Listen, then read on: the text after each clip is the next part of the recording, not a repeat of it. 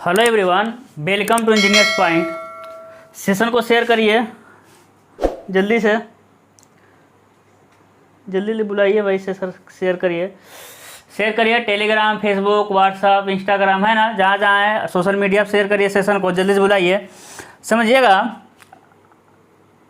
जितना भी एमसीक्यू का क्वेश्चन पीछे पढ़ाए हैं हम, जितना भी वीडियो अभी तक बनाया ना, उस सारे का सारे पीडीएफ मेरे पास पड़ा हुआ है।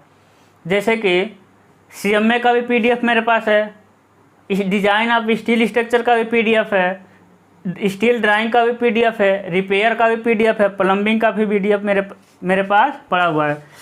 तो हम क्या है ना कि मेरे सिस्टम में जो मोबाइल लिए हैं उसमें कुछ गड़बड़ी है, उसको हम टेलीग्राम पे भेज रहे हैं ना, सेंड कर रहे हैं, तो फेल हो जा रहा है। इसीलिए आप टेलीग्राम पर हम एसएमएस भी किए थे कि पीडीएफ जा रहा है ना। कुछ लोग देखे होंगे हम क्या किए थे एसएमएस कि पीडीएफ जा रहा है, वो गया ही नहीं है ना। सारे के सारे पीडीएफ हम सेंड किए थे, मेरा डाटा भी ख़त्म हो गया और गया भी नहीं। तो वो मेरा व्हाट्सएप पे है, आप लोग तुरंत व्हाट्सएप करिए, हम भेज देंगे है ना। या फिर आपको पार्ट में चाहिए तो टेलीग्राम लिंक के में ऊपर जाएंगे तो सारे के सारे मिल जाएंगे, नहीं तो तुरंत आप व्हाट्सएप करेंगे ना, 2 सेकंड लगेगा, हम उसको भेज देंगे। पता नहीं क्यों टेलीग्राम पे हम भेज ही नहीं पा रहे हैं, जा ही नहीं पा रहा है ना। और जो अभी वीडियो चल रहा है जो है ना, जो आपका अगस्त यानी 20 अगस्त का आपका टारगेट है, 21 अगस्त वाला टारगेट है, उसका पीडीएफ 3-4 दिन बाद एक ही बार मिलेगा है ना। क्योंकि बार बार पीडीएफ बनाइए, 50 क्वेश्चन 60 क्वेश्चन का टाइम भी वेस्ट होगा। हम एक ही बार 4-5 लेक्चर लेंगे और 4-5 का एक ही बार वीडियो पीडीएफ आपको भेज देंगे है ना। तो पुराने वीडियो का पीडीएफ लेने के लिए हमको व्हाट्सएप कर दीजिए, हम तुरंत भेज देंगे। और हम देखेंगे अगर टेलीग्राम पे चल जाएगा तो अच्छी बात है ना। तो शेयर करिए सेशन को, आप बुलाइए, जल्दी आ जाएं सब। हम लोग शुरू करते हैं, शुरू करें। क्वेश्चन आपका है, क्वेश्चन है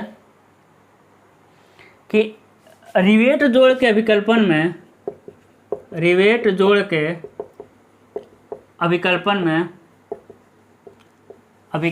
में निम्नलिखित, रिवेट जोड़ के अभिकल्पन में कौन सा अभिकल्पन के लिए कौन सा कथन, क्वेश्चन को शार्ट कर दिए हैं, कौन सा कथन असत्य है ना, पूछ रहा है कौन सा इसमें से हम फर्जी लिखेंगे अभी। ए क्या है, प्लेटों के मध्य ये फर्स्ट हो जाएगा आपका, प्लेटों के मध्य घर्षण नगण्य माना जाता है, ठीक है। दूसरा क्या हो जाएगा, प्लेटों के मध्य घर्षण पर गौर किया जाता है, गौर किया जाता है। थर्ड क्या हो जाएगा आपका, प्लेटों में नमन पर गौर किया जाता है, गौर किया जाता है ना। फोर्थ क्या हो जाएगा आपका, फोर्थ हो जाएगा प्लेटों में प्रतिबल एक समान नहीं होता है, प्लेटों में प्रतिबल एक समान नहीं होता है, ठीक है। अब आपका ऑप्शन मिलेगा ए, बी, सी और डी है ना। ऑप्शन मिलेगा आपका ओनली फर्स्ट है ना, ओनली फर्स्ट। उसके बाद हो जाएगा आपका ओनली थर्ड, इसमें मिलेगा ओनली फर्स्ट। कौन सा कथन असत्य है ना, क्या हो जाएगा, ओनली सेकेंड,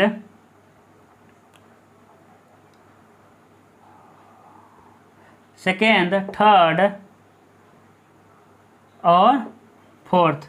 इसमें हो जाएगा आपका ओनली थर्ड एंड फोर्थ है ना, इसमें ओनली थोड़ी होगा, ठीक है।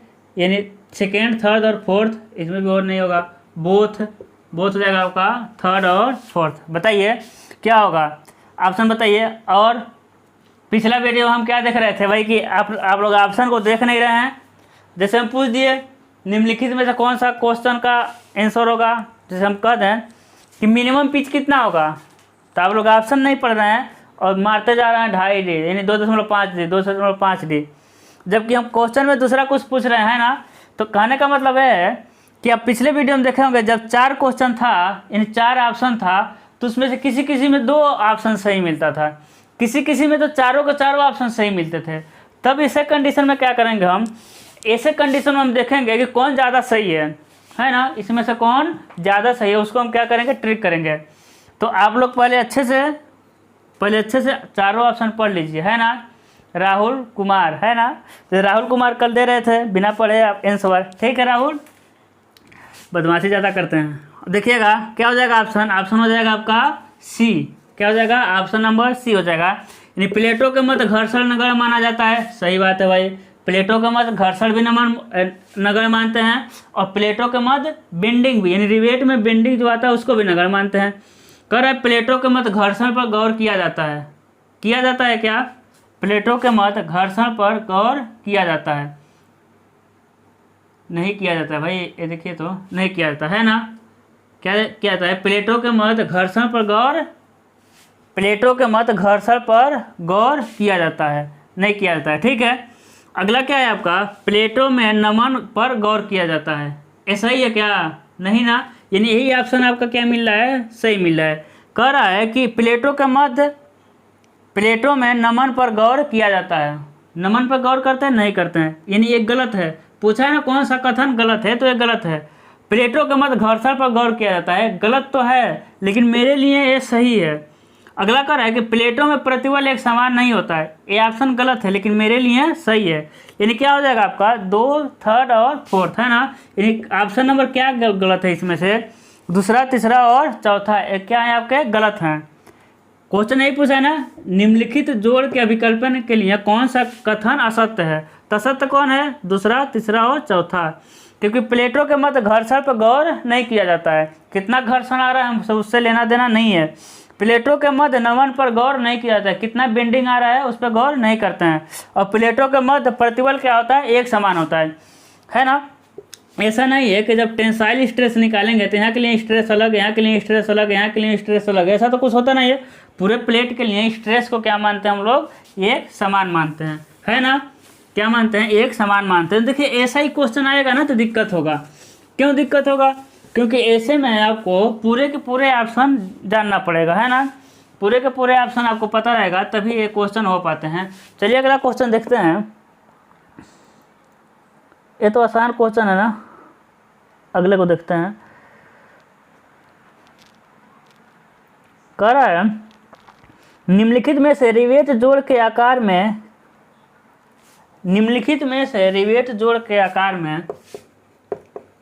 सब लोग आ गए हैं भाई।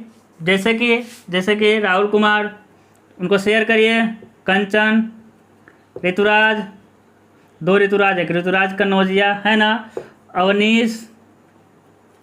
अवनीश, और कितने लोग हैं भाई, पंकज हैं, है ना, सोनम है, और कुछ लोग हैं, और शैलेश भी थे, ठीक है, शैलेंद्र भी। ये भाई एकदम है ना, ये एकदम भाई तेज़ लड़के हैं, है ना। हम ऑप्शन देखते ही पता चल जाता है, ऑप्शन नहीं लिखे रहते तभी इन लोगों का आंसर आ जाता है। तो देखिए इसमें से कोई छूट तो नहीं गया है, या हमसे कोई नहीं छूट गया ना। नाम बताइए इन लोगों को, फटाक से शेयर करिए, बुलाइए इनको भाई, इन लोगों के बिना दिल नहीं लगता है, ठीक है। ये लोग सेशन में होना चाहिए, बुलाइए इनको, है ना। अभी दूसरा एक क्वेश्चन चल रहा है, शेयर कर दीजिए। निम्नलिखित में से रिवेट जोड़ के आकार में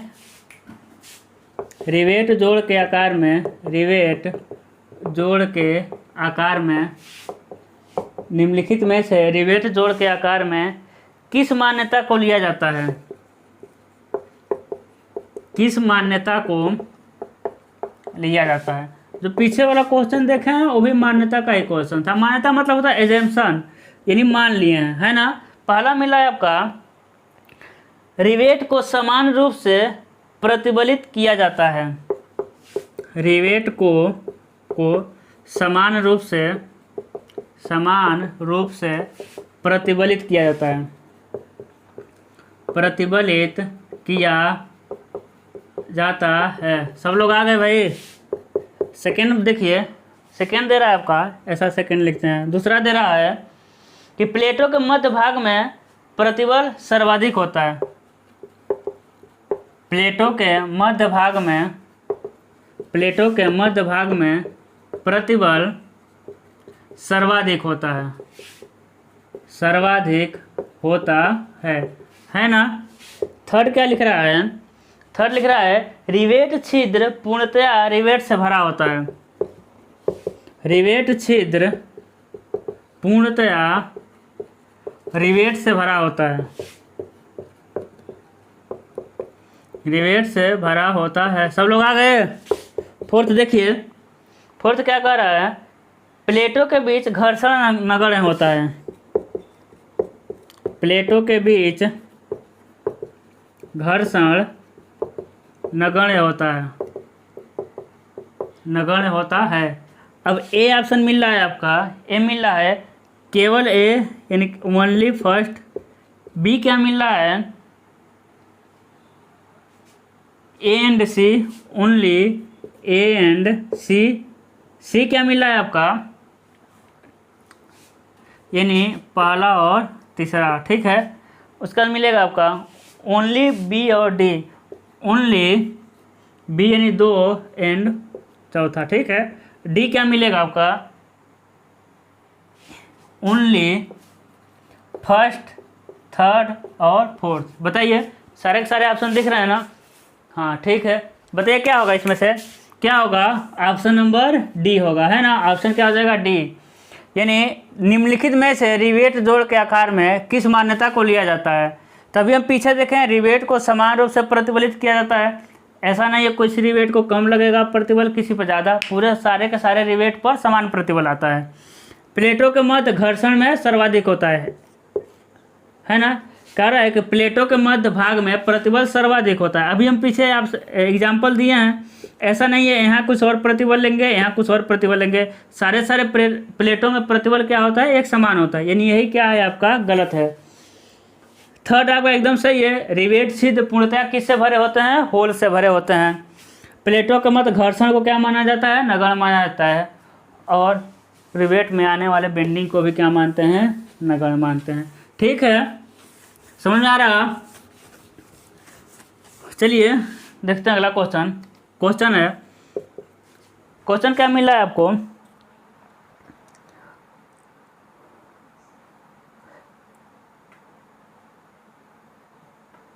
कह रहा है जब किसी भार को एक सतह के संपर्क से, जब किसी भार को एक सतह के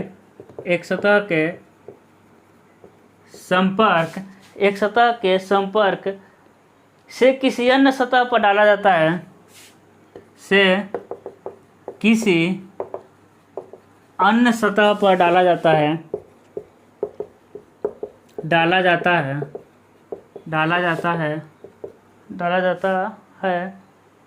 तो उस प्रतिबल को क्या कहते हैं? तो उस प्रतिबल को क्या कहते हैं?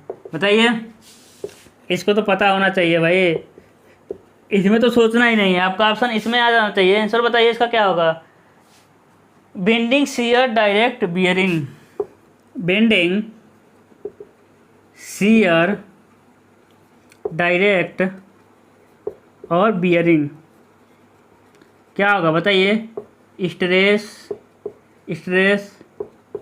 स्ट्रेस हो जाएगा और स्ट्रेस हो जाएगा। क्या होगा? ऑप्शन नंबर हो जाएगा डी, है ना। जहाँ पॉइंट कांटेक्ट करेगा वहाँ क्या, कौन सा स्ट्रेस उत्पन्न होता है? आपका बियरिंग स्ट्रेस। हम आपसे क्वेश्चन पूछते हैं बियरिंग स्ट्रेस, इसको आपको बताना है बियरिंग स्ट्रेस किस प्रकार का स्ट्रेस है? लॉन्गिट्यूडनल स्ट्रेस यानी सिंपल सा हम बोल दें नॉर्मल स्ट्रेस कि शियर स्ट्रेस। बताइए, जो बियरिंग होता है वो किस तरह का स्ट्रेस होता है? नॉर्मल स्ट्रेस होता है कि शियर स्ट्रेस होता है? बताइए फटाक से।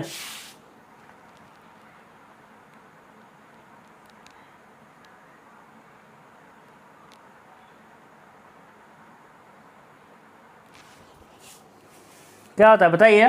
बियरिंग स्ट्रेस नॉर्मल स्ट्रेस है कि शियर स्ट्रेस है? तो बियरिंग स्ट्रेस क्या होता है? आपके नॉर्मल स्ट्रेस होते हैं, है ना। अब अगला क्वेश्चन है, नॉर्मल स्ट्रेस कितने प्रकार के होते हैं? बताइए, नॉमिनल स्ट्रेस या फिर नॉर्मल स्ट्रेस कितने प्रकार के होते हैं? बताइए, नॉर्मल स्ट्रेस कितने प्रकार के होते हैं? 3 प्रकार के होते हैं, है ना। नॉर्मल स्ट्रेस, भाई स्ट्रेस के बिना तो आपकी ज़िंदगी अधूरी है, और कोई वीडियो छोड़ के बीच में जाएगा नहीं, है ना। आ रहे हैं जा रहे हैं, आ रहे हैं जा रहे हैं, ऐसा सिस्टम नहीं। चुपचाप पूरा बैठ के देखिए आप लोग, क्या होगा आपका। बताइए, नॉर्मल स्ट्रेस जो जाएगा उसका नाम नोट करिएगा, ठीक है। देखिएगा कौन जिसका एसएमएस नहीं आ रहा है कमेंट। नॉर्मल स्ट्रेस कितने प्रकार के होते हैं, है ना। स्ट्रेस के बिना आपका, स्ट्रेस आप नहीं जानते तो सिविल पढ़ना ही बेकार है। नॉमिनल स्ट्रेस कितने प्रकार के होते हैं? 3 प्रकार के। कौन सा होगा आपका? डायरेक्ट स्ट्रेस, डायरेक्ट स्ट्रेस, उसके बाद क्या होता है आपका? बेंडिंग स्ट्रेस, और होता है आपका बियरिंग स्ट्रेस, है ना। चलिए बताइए, डायरेक्ट स्ट्रेस कितने प्रकार के होते हैं? 2 प्रकार के। कैसे? एक टेंशन में, एक कंप्रेशन में। बेंडिंग कितने प्रकार के? 2 प्रकार के, एक टेंशन में और कंप्रेशन में। बियरिंग कितने प्रकार के? 1 प्रकार का, सीधे कंप्रेशन में। शियर कितने प्रकार का होता है? 2 प्रकार का, है ना। डायरेक्ट शियर और इनडायरेक्ट शियर, इनडायरेक्ट शियर। चलिए बताइए, जो मेरे पास बीम सेक्शन रहेगा, आई सेक्शन क्या कहते हैं? बीम कहते हैं। बीम में किस प्रकार का शियर उत्पन्न होता है ना। बीम का शियर स्ट्रेस कैसा बनता है? देखिए, ये हो गया आपका बीम, इसका शियर स्ट्रेस डायग्राम कैसे बनता है? ऐसे बनता है भाई, है ना, ऐसे बनता है। तो ए शियर स्ट्रेस डायग्राम अनुप्रस्थ काट का ए शियर किस तरह का शियर है? डायरेक्ट शियर है कि इनडायरेक्ट शियर है? बताइए, फटाक से बताइए। बीम का शियर किस तरह का शियर होता है? डायरेक्ट शियर होता है कि इनडायरेक्ट शियर होता है? आ सकता है ना। बीम का शियर किस तरह का शियर होता है? डायरेक्ट होता है कि इनडायरेक्ट होता है? तो बीम का शियर होता है आपका indirect shear, direct shear. Beam में से उत्पन्न शियर कौन सा शियर होता है मेरे? Direct shear. जबकि शाफ्ट में उत्पन्न शियर को कौन सा होते हैं आपके? Indirect shear. शाफ्ट में उत्पन्न शियर कौन से होते हैं आपके? इनडायरेक्ट वाले शियर होते हैं, है ना। शाफ्ट में उत्पन्न शियर कौन से होते हैं आपके? Indirect shear. चलिए अगले क्वेश्चन को देखते हैं। तो आपका शियर इतना ही है, स्ट्रेस इतना ही है, इसी को डिटेल में हम लोग पढ़ते हैं।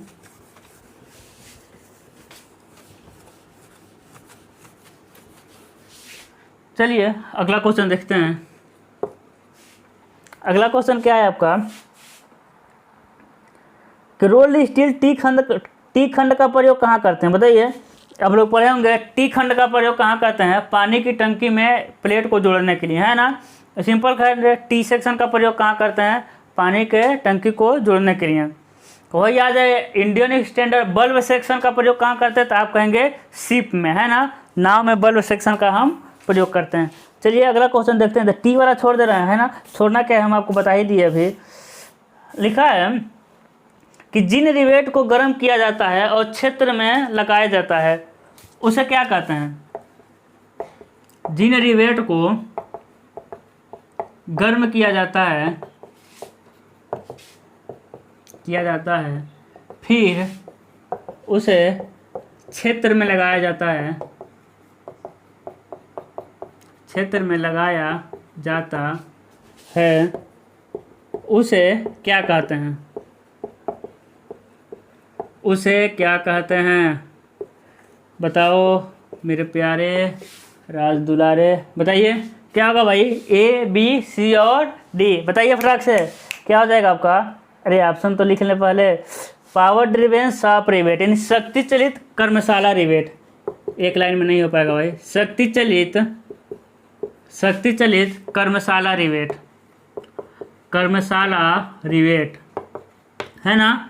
बी क्या हो जाएगा आपका? बी हो जाएगा आपका शक्ति चलित क्षेत्र रिवेट, शक्ति चलित क्षेत्र रिवेट, है ना। सी क्या हो जाएगा आपका? हस्तचलित रिवेट, हस्तचलित रिवेट। डी क्या हो जाएगा आपका? ठंडी चलित रिवेट। ये तो फर्जी हो गया भाई, गरम कर रहे हैं तो कैसे ठंडी हो जाएगा? ठंडी चलित रिवेट, है ना। कितने लोग डी मार रहे हैं बताइए?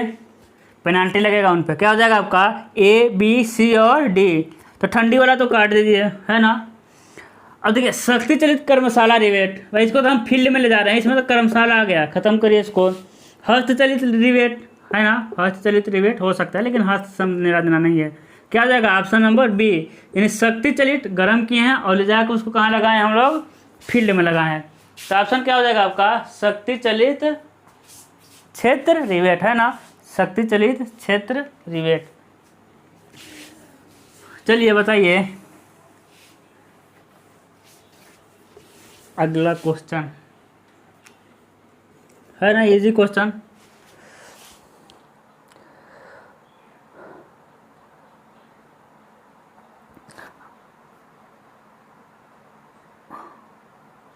कह रहा है रिवेट छिद्र का व्यास रिवेट के व्यास से ज़्यादा बनाया जाता है ना। तो ये तो सबको पता होगा ना, है ना। रिवेट छिद्र का व्यास, क्वेश्चन है कि रिवेट छिद्र का व्यास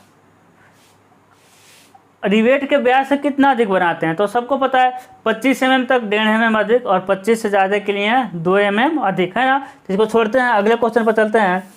कह रहा है देखिए, तो कह रहा है वह काल्पनिक रेखा जिस पे रिवेट लगी होती है उसे क्या कहते हैं। ये भी सबको पता है, वह काल्पनिक रेखा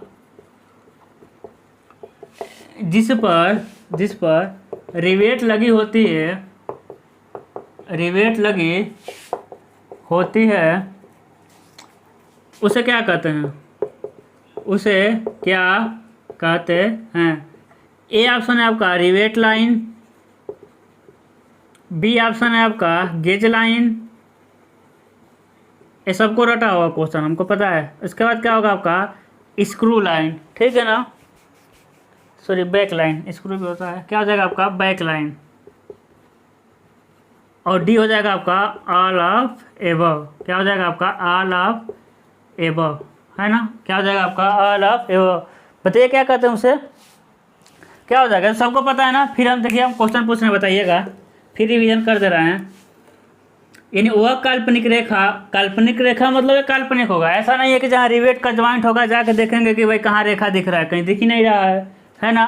तो रेखा दिखने वाला नहीं है, क्योंकि ये रेखा कौन सा है आपका काल्पनिक रेखा है।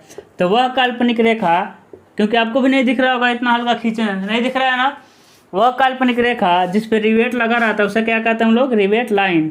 क्या कहेंगे हम लोग, रिवेट लाइन, ठीक है। लेकिन ये रेखा ना बल के समानांतर होना चाहिए, क्योंकि एक रेखा ऐसा भी तो मिलेगा, लेकिन ये रेखा कैसा होना चाहिए आपका, बल के समानांतर रेखा।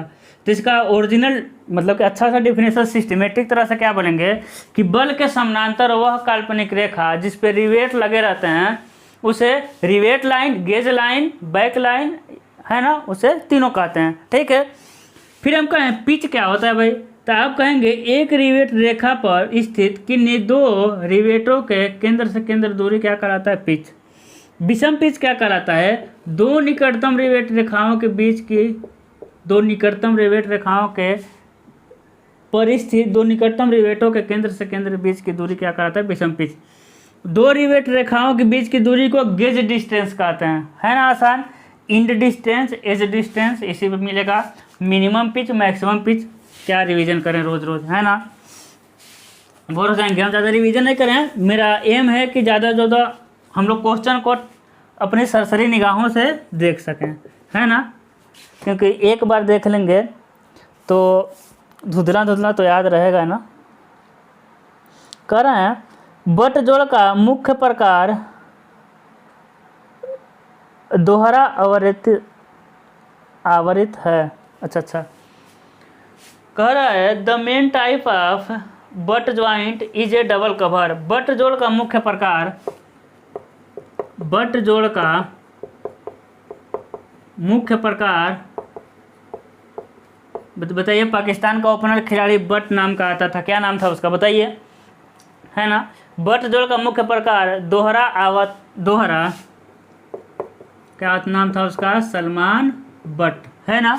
दोहरा, देखिए उल्टा सीधा लिखा है, कहाँ गया, दोहरा आवरित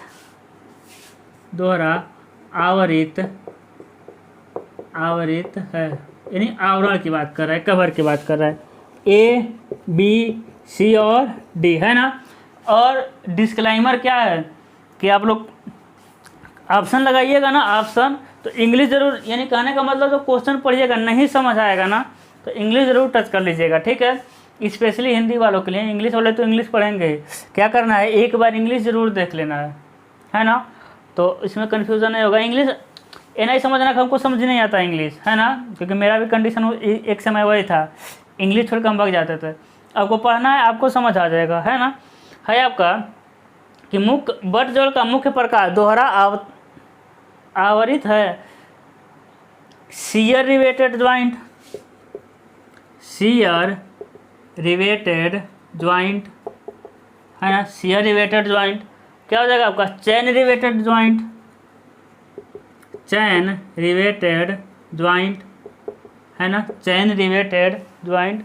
और क्या हो जाएगा जिग जैग रिवेटेड ज्वाइंट, क्या हो जाएगा आपका जिग जैग रिवेटेड ज्वाइंट। और all of above, all of above. बताइए आंसर दीजिए फटाक से, ऑल ऑफ एबव।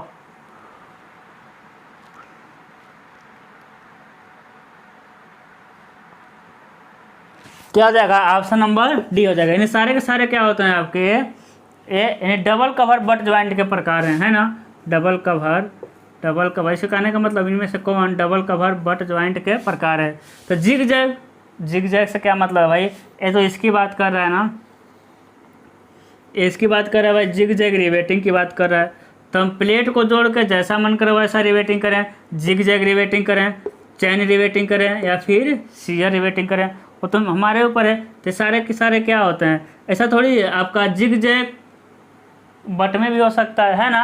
तो सारे के सारे क्या हो जाएंगे डबल, यानी डबल कवर बट ज्वाइंट के प्रकार हो जाएंगे। अगले क्वेश्चन को देखिएगा। अगला क्वेश्चन है, कह रहा है कि बीम को कितने श्रेणी में बांटा गया है ना। तो सबसे आसान क्वेश्चन है, बताइए बीम को कितने श्रेणी में बांटा गया है, बताइए कितने बांटा गया है, बताइए 5 श्रेणी में, है ना। बीम को कितने श्रेणी में बांटे हैं 5। फटाक से समझ करिए, जैसे कि बस एक एक अक्षर, light medium wide heavy junior, है ना, junior light medium wide heavy. फटाक से बताइए 5 प्रकार क्या होंगे। अभी हम जस्ट बोले हैं बीम के 5 प्रकार, कमेंट करिए फटाक से क्या होंगे। Junior light medium wide heavy, ठीक है, junior light medium wide heavy, है ना। आगे बढ़ें, आसान क्वेश्चन को छोड़ते हैं, अगला चलते हैं। कह रहा है कि कोल्ड ड्रिवेन रिवेट का व्यास कितना होता है। कह रहा है कोल्ड ड्रिवेन रिवेट का व्यास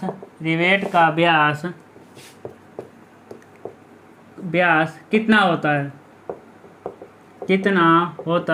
है, ए बी सी और डी,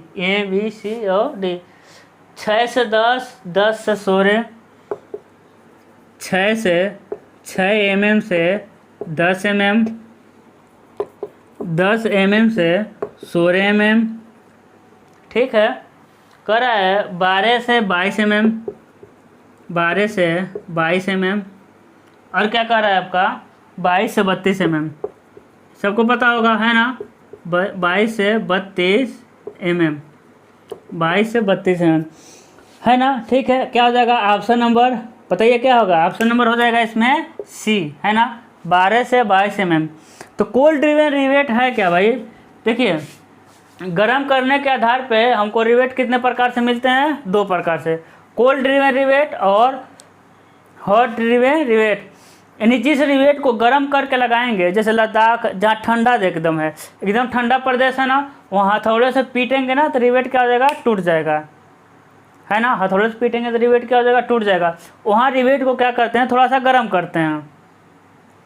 लेकिन कोल्ड ड्रिवेन रिवेट में ऐसा नहीं है कि रिवेट को हम फ्रीज में रख के ठंडा करेंगे, ऐसा नहीं है।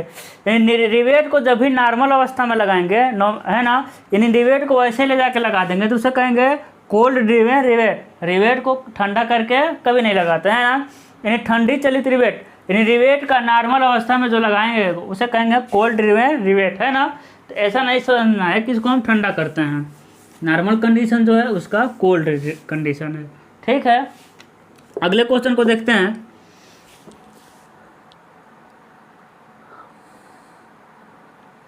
कह रहा है कि ये इजी क्वेश्चन है, अगला देखते हैं। देखिए है ना, क्वेश्चन क्या कर रहा है कि एंगल कितने प्रकार के होते हैं। तो एंगल जानते हैं आप कितने प्रकार के होते हैं, 3 प्रकार के, है ना। इक्वल एंगल, अनइक्वल एंगल और क्या मिलेंगे आपके, बल्ब एंगल, है ना। तो इसको छोड़ते हैं, अगला चलते हैं। कह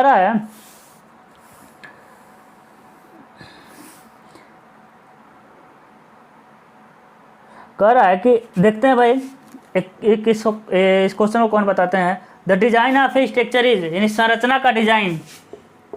देखते हैं इस क्लास का हीरो कौन है। इस क्वेश्चन को सबसे पहले कौन बताता है, संरचना का अविकल्पन।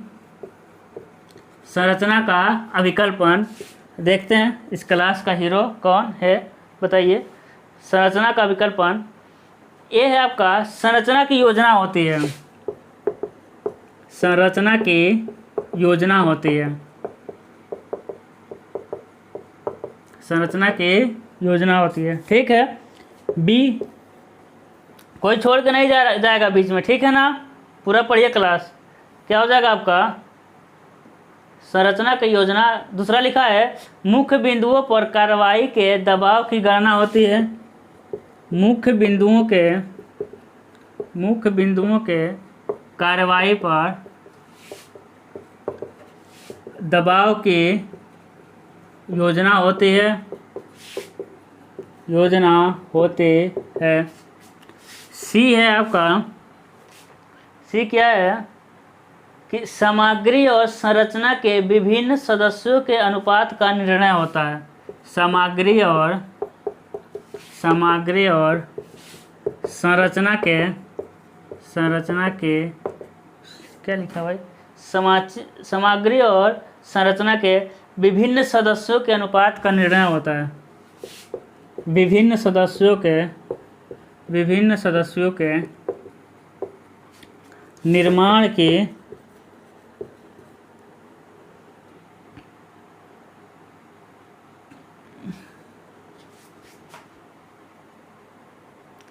विभिन्न सदस्यों के अनुपात का निर्णय होता है। अनुपात का निर्णय होता है ना। डी क्या मिलेगा आपका, डी मिल जाएगा, इनमें से कोई नहीं, इनमें से कोई नहीं। अब जल्दी सेशन को शेयर करिए। अभी भी 1000 सब्सक्राइबर हुए नहीं है, ठीक है ना। हम आपसे क्या कहे थे कि जल्दी से आप लोग 1000 सब्सक्राइबर करवाइए। इसी महीने मेरा बर्थडे है, बर्थडे तक मेरा 1000 सब्सक्राइबर चाहिए, जो सारे लोगों को पेनल्टी लगेगा, ठीक है। अभी टाइम है, ठीक है ना, सारे लोगों को पेनल्टी लगा देंगे हम। जल्दी सेशन को शेयर करिए और 1000 सब्सक्राइबर बढ़वाइए, 1000 सब्सक्राइब करवाइए। लाइव केक काटेंगे आप लोगों के साथ, ठीक है ना। सेशन को शेयर करिए। क्या कर रहा है कि संरचना का विकल्पन में क्या किया जाता है भाई, संरचना की प्लानिंग की जाती है। मुख्य बिंदुओं के कार्रवाई पर दबाव की योजना होती है। सामग्री और संरचना के विभिन्न सदस्यों के अनुपात का निर्णय होता है। बात नहीं, चलिए सोच दीजिए फटाक से, बातें बहुत करते हैं आप लोग, बताइए क्या होगा।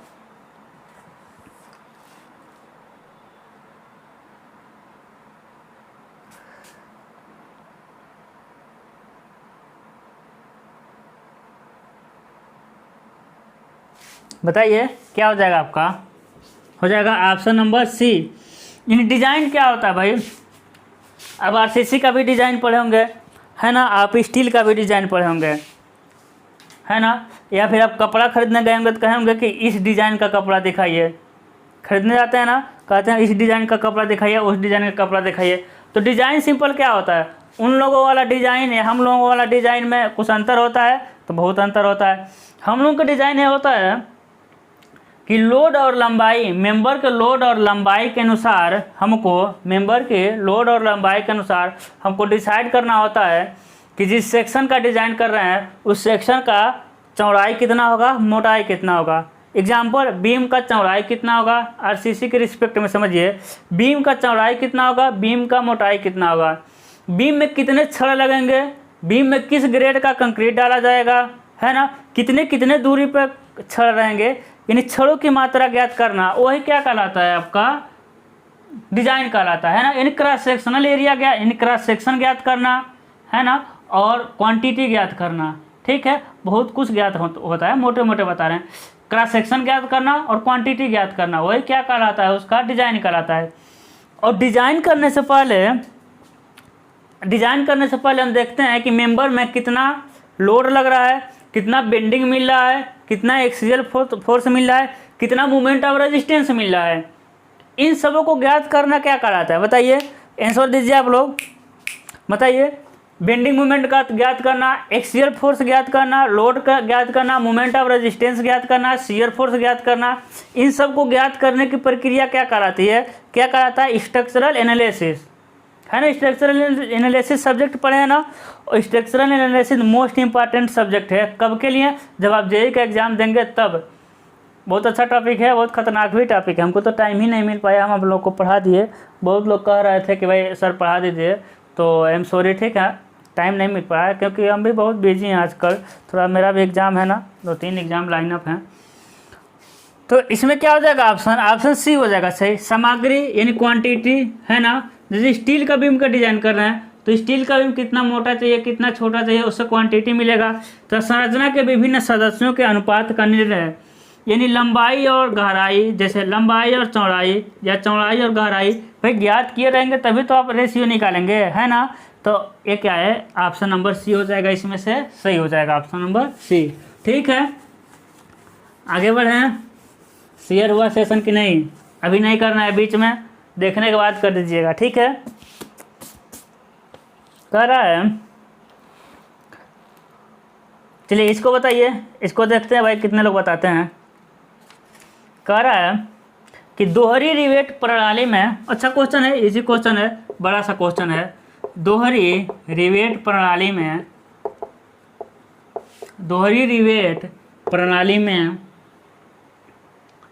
दोहरी बट जोड़ और आपका दोहरी बट जोड़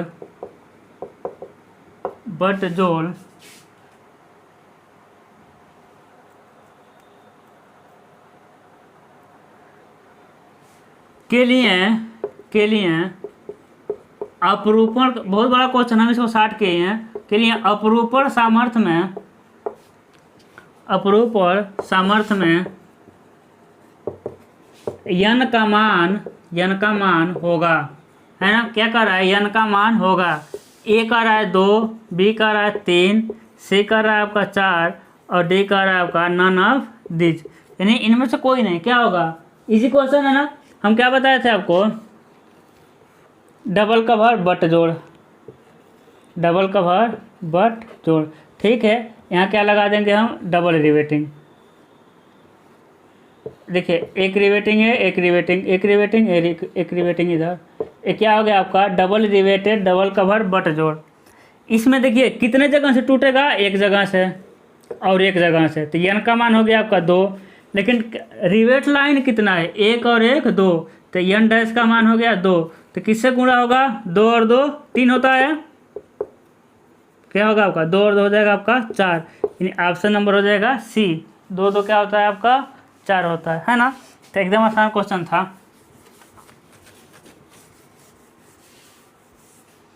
चलिए अगले क्वेश्चन को देखते हैं। अगला क्वेश्चन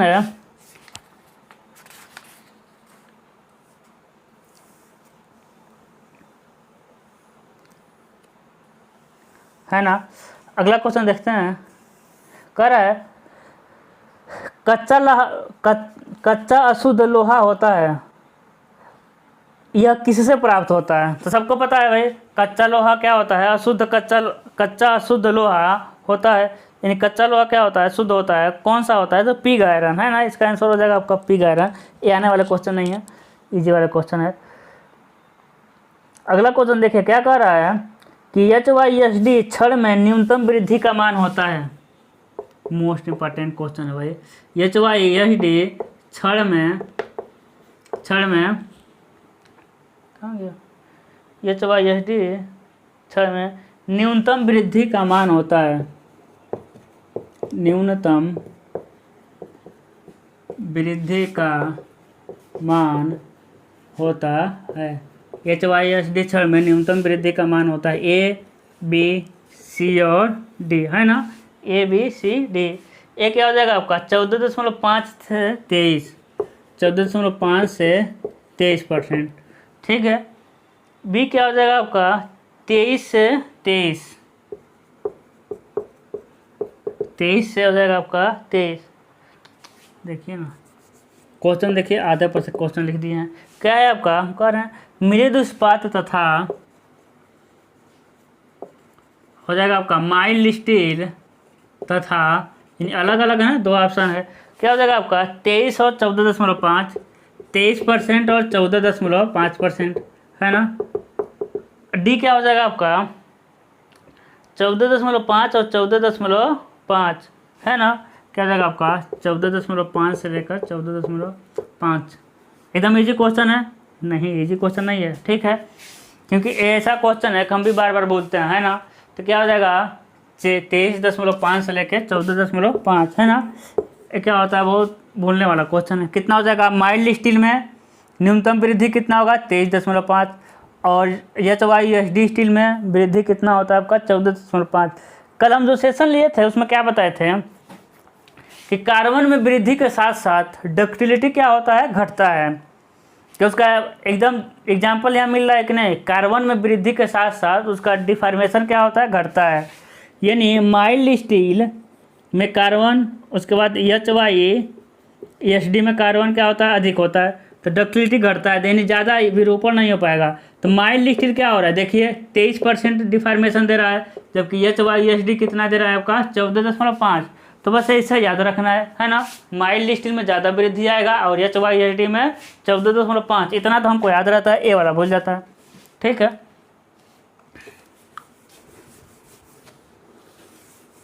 कितना टाइम हुआ, कितना क्लास चला भाई, वाह 42 मिनट। चलिए अगले क्वेश्चन को देखते हैं।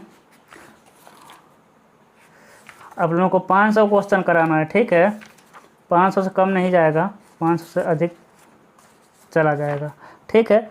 चलिए देखते हैं अगला क्वेश्चन कह रहा है। चलिए बताइए, तो अभी क्या पढ़े थे आप, Fe 250 यानी माइल्ड स्टील, है ना, माइल्ड स्टील।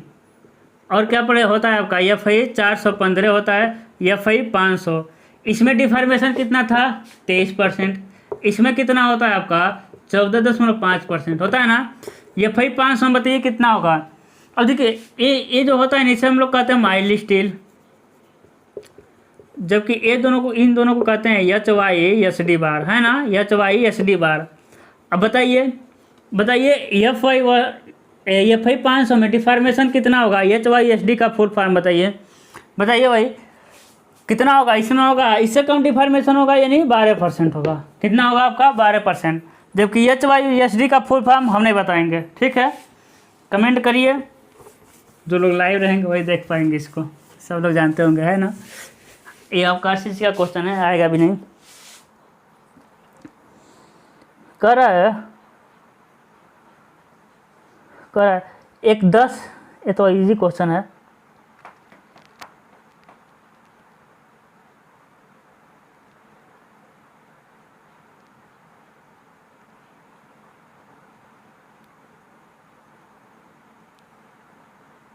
कर रहा है एक प्रकार का रिवेट जोड़, जिसमें क्वेश्चन है एक प्रकार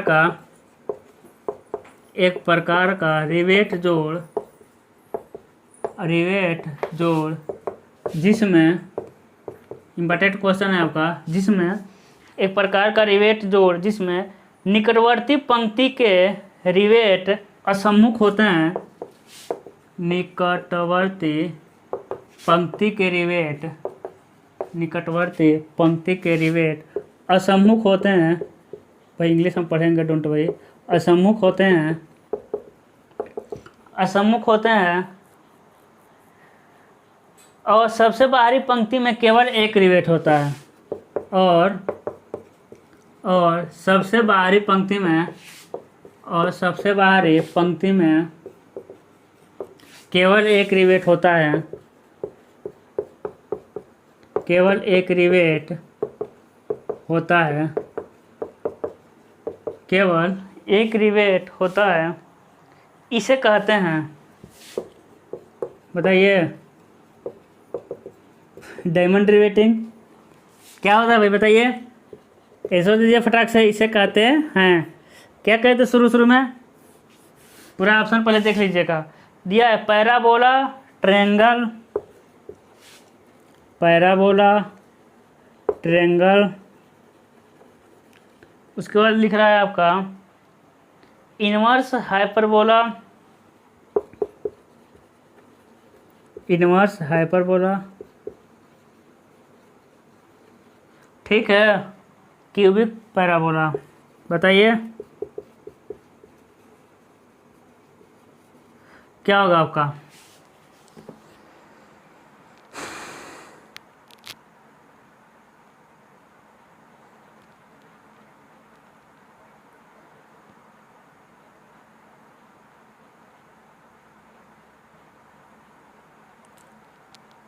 क्या हो जाएगा बताइए, क्या होगा आपका, ट्रायंगल होता है ना। ये सिंपल सा डायमंड रिवेटिंग की बात कर रहा है, लेकिन इसको अपने लैंग्वेज में बोल रहा है। देखिए डायमंड रिवेटिंग क्या होता है, किनारे पर एक कम होता जाता है, तो क्या बन रहा है, ट्रायंगल ही तो बन रहा है। तो सिंपल ऐसा याद रहेगा, है ना, क्या हो जाएगा आपका, ट्रायंगल हो जाएगा।